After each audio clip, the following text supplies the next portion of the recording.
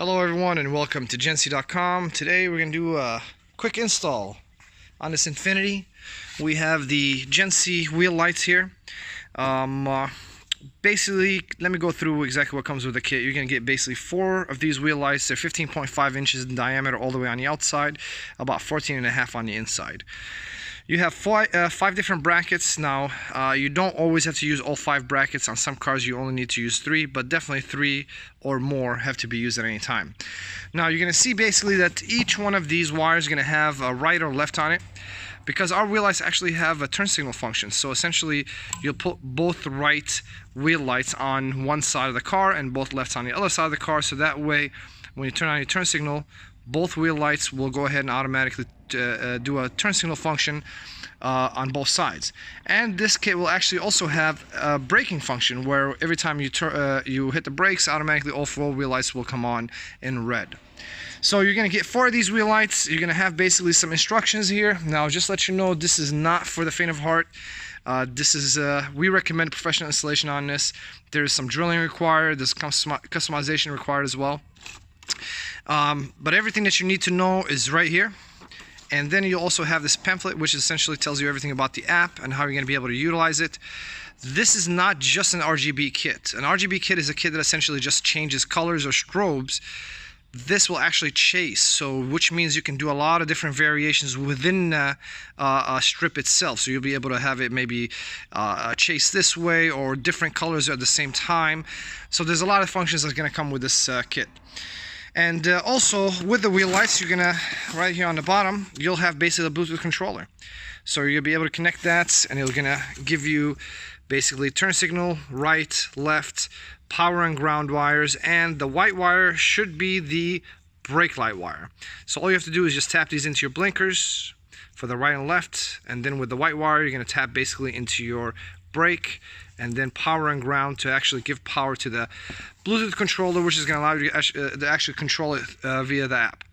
So stay tuned. We're going to go ahead and kind of start with the installation on this. And the first thing we have to do, obviously, is jack this car up and take the wheels off. Alright guys, so we have the wheels off. Now what we need to do is actually take off the calipers and also the brake rotor. So what we're going to do, instead of taking off the caliper and keeping the bracket, we're going to actually take off the bracket and keep the caliper on the bracket. That way we can remove the rotor, and then we're going to reinstall the bracket and the caliper back on the actual hub. This way we're going to be able to know how much spacing we're going to need to do with the caliper on. Alright guys, so we went ahead, we removed the bracket in the beginning, we took the rotor out, and then we went ahead and put the bracket right back with the caliper. We kind of need this to get an idea of how much space we have to play with. So originally this had 5 brackets on there. I went ahead and removed one of them because what I realized is this dust cover is not a full dust cover. It's fairly small, so we're not going to be able to get all 5 contact points on there. Matter of fact, I think we're going to actually remove one more, because I think 3 contact points is going to be basically the key on this one. So what we're going to do here is essentially, once we realize the contact points, which as you can see right here, 3 contact points that we're going to have.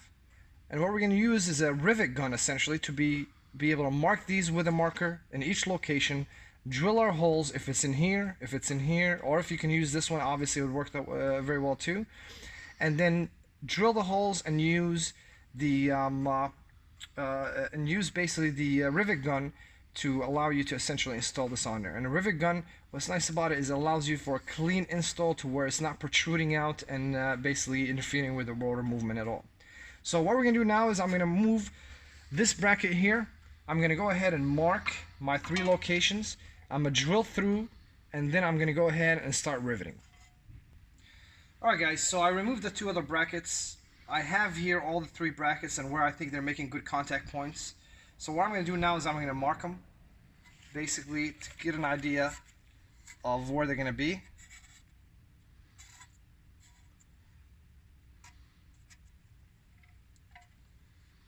And then once I do that, let me get this back in place. Once I do that, I'm going to go ahead and start my drilling. So now that I have my markings, I'm going to go ahead and drill through here, and then I'm going to go ahead and drill also through the wheel light. And then what we're going to use is we're going to actually use rivet gun, which is the best and easiest way to do it. Now, in some scenarios, if you have a much bigger dust cover and even it might extend well beyond the rotor, you'll be able to actually install this without even taking the rotor off. You'd be able to essentially just slip this over it, just do some self-tap screws or some screws and nuts and be able to install the whole thing. So we'll go ahead and get started here in just a little bit and start drilling. Alright guys, so with the markings, we went ahead and drilled our holes just to show you here. We got basically a 3-point match. And now what we're going to do is we're going to actually do it from the back. So we just used the front plate to be able to kind of line everything up. So we're going to go ahead and now line them up from the back and use the rivet gun to essentially hold them in place. Alright guys, so as you can see here, we went ahead and lined up all the holes, and we went ahead actually and stuck all the rivets in there. We still have to use the rivet gun, and just to let you guys know, we will sell these as well, just to make sure that people have the tools that they need to do this. So if you don't have one, you can definitely buy one on our site.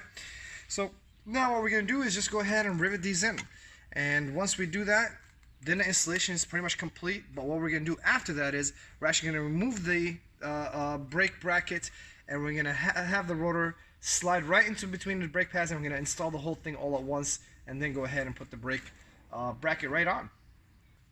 Alright guys, so we went ahead and riveted this one in. I'm going to go ahead and show you guys how to actually use the rivet gun. It's pretty simple, but essentially you have to make sure that the rivet is all the way through between both brackets, the dust shield and the bracket itself.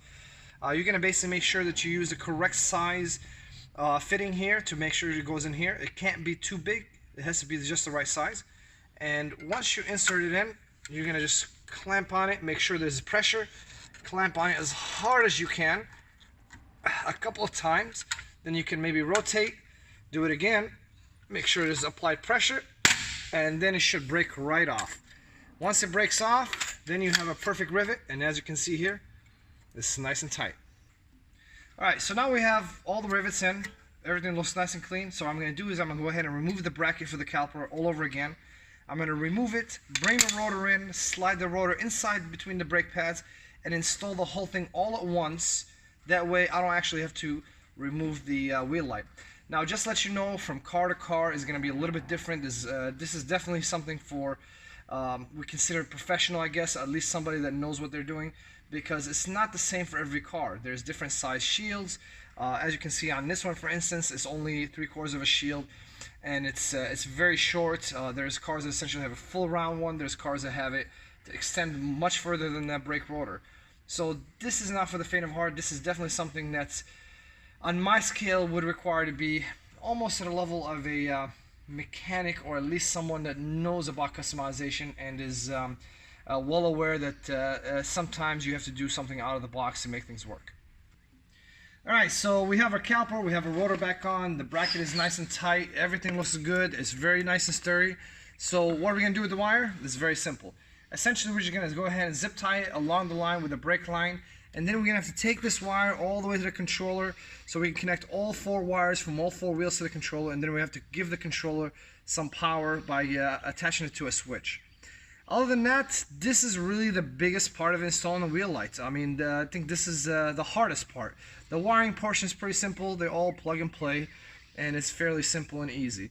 So, hopefully this video was informative enough. Like I said, this is not for the faint of heart, so if you're not used to doing this type of work, please take it to a professional, and they'll make your life much easier.